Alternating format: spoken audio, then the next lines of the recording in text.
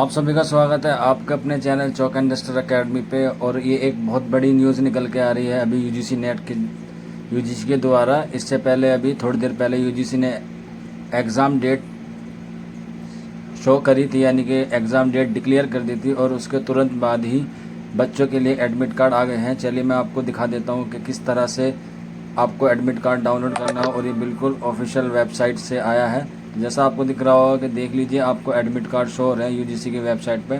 आप जाइए और जल्दी से जल्दी जाकर वहाँ पर डाउनलोड कीजिए और अपने सेंटर का पता कीजिए और अपनी तैयारी बहुत अच्छे से करते रहिए। शुक्रिया फॉर वॉचिंग दिस वीडियो।